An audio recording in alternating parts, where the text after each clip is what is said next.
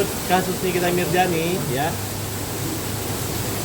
apapun yang terjadi kita ambil yang positif dulu, ditengahkan dulu, karena ini menyangkut pembayaran senilai 4 miliar yang cukup besar, yang dimana kenapa dia membayar gitu. Harusnya kalau saya jadi Nikita Mirzani, saya lebih baik memilih melaporkan skincare tersebut daripada menerima 4 miliar. Saran saya kembalikan aja uang itu, kemudian fight aja gitu. Dan pihak kepolisian nggak usah urus yang begini, karena ini menyangkut keperdataan, ya, karena adanya permohonan pertemuan dan persetujuan, bukan maling atau menggelapkan seperti masih banyak perkara-perkara lainnya yang itu orang ketipu gara-gara hackers yang membuat berkeringat habis, yang itu lebih diutamakan daripada mengurus uang yang 4 miliar punya skincare tersebut. Dan saya yakin ini kita punya alasan dan memang itu sangat banyak. Kemungkinan untuk diproses hukum bisa-bisa saja. Tapi tentu ada sebab akibatnya. Kalau mau netralnya diselidiki lagi apakah benar skincare itu melanggar undang-undang, melanggar POM, adanya suntikan dan lain sebagainya. Nah, karena kalau saya lihatnya ngeri-ngeri sedap.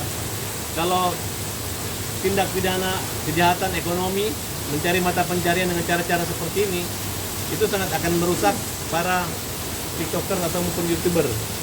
Nah, mereka selama ini yang dinamanya buzzer bayaran kecil-kecil 100.000, tapi ini sangat besar sekali, ya. Karena saya pernah berhadapan semua dengan mereka, dan menurut saya kita ambil positif aja, berdua tidak bersalah, karena uang 4 miliar itu sedikit bagi Nikita Mirzani. Bang, melihat status tersangka itu cukup cepat gimana, Bang? Ya, berarti ada kemungkinan Nikita akan ditahan, akan diproses.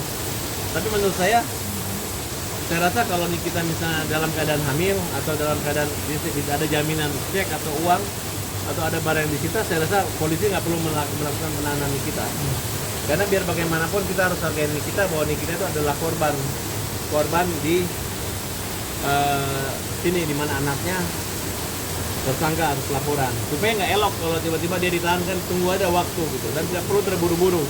Oke, semangat terus buat Nikita Mirzani. Tapi kita punya langkah hukum nggak, Bang, ketika ditetapkan tersangka? Ya bisa, artinya dia bisa pra-peradilan, atau kalau tidak dia nanti tunggu di pembelaan di pengadilan nanti. Karena abang uang 4 yang dikembalikan bisa selesai. Oh bisa, ini kan itu kan endorsement dan dia mendapat keuntungan. Karena dia membayar itu karena gara penjualannya yang dari 50M turun ke 5 miliar. Karena pengaruh komen atau review daripada kita. Tapi setelah itu kan naik lagi. Nah, jadi bagi saya uang senilai 4 miliar kecil. Kalau artis luar negeri bisa sampai triliunan. Harusnya nih kita dibayar bisa 20 miliar itu wajar. Makanya kalau ada yang bilang nih kita 4 miliar ada 20, tapi kita lihat lagi tergantung motif niatnya. Nah, kalau hanya percobaan pemerasan tidak, tapi kalau sudah terjadi ya boleh-boleh saja. Itu tapi abang melihat kronologi kejadian hanya ada satu kalimat yang kurang. Harusnya ketika menerima ada surat pernyataan, tidak ada tekanan, kesadaran dan sepakat. Jadi itu tidak ada. Jadi polisi tidak bisa mengada-ada. Kalau ini abu-abu lah gitu, tergantung polisi. Kalau polisinya bijak, dia pasti bisa mengerti. Ya, restoratif justice solusi mediasi yang kita harapkan. Bang, tapi abang melihat ada indikasi dugaan ini kita dijebak, abang, artinya dijebak akhirnya terjerat. Oh enggak dijebak. Ini memang ada kok. Ini namanya simbiosis mutualisme. Cuman mungkin kelewatannya nih kita mungkin minta lagi atau nyampain ke yang lain atau apa kan. Ibaratnya ini adalah pemerasan berantai lah gitu. Tapi ini seperti uang tutup mulut awalnya dari nggak sih, Bang? pemerasan santai dapat 4 miliar, akhirnya jadi berantai. Oke. Bapak Cengeng sudah kehilangan semua kliennya, nggak ada yang pakai lagi, ya. Udah malu semua. Dia hanya pintar bersilat lidah, tapi dia tidak bisa pengacara. Walaupun dia dokter, sudah kami laporkan. Dodi, pengacara donatur dan donatur-donatur yang membuat Agus sudah kita laporkan di Polres Tangerang. Kemudian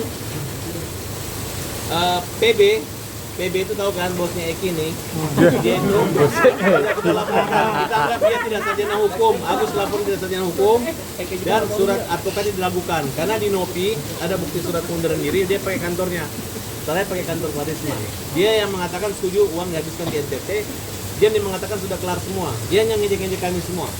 Nah, dan kita lihat rekayasa gugatan mengada-ada dilakukan oleh lawyer yang mengakibatkan uangnya angus ambles senilai 1,7 miliar. Dan Denny Sumarto tidak terbuka adanya super thanks yang dimana Agus mengikuti uang. Belakangan ketahuan ada 400 juta diambil dan diserahkan ke NTT. Itu sudah kita laporkan di Tangerang. Nah, seiring dengan gugatan dia di sana.